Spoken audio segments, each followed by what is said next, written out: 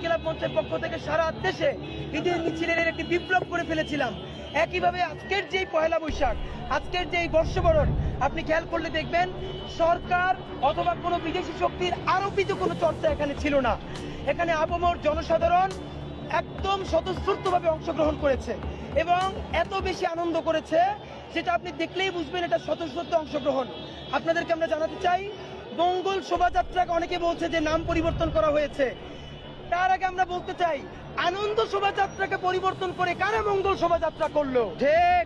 তারা জিজ্ঞেস করে যে মঙ্গল শোভাযাত্রার নাম কেন পরিবর্তন করা হয়েছে, তাদের কাছে আমরা জানতে চাই মঙ্গল শোভাযাত্রার নাম কার নাম পরিবর্তন করে আনা হয়েছিল।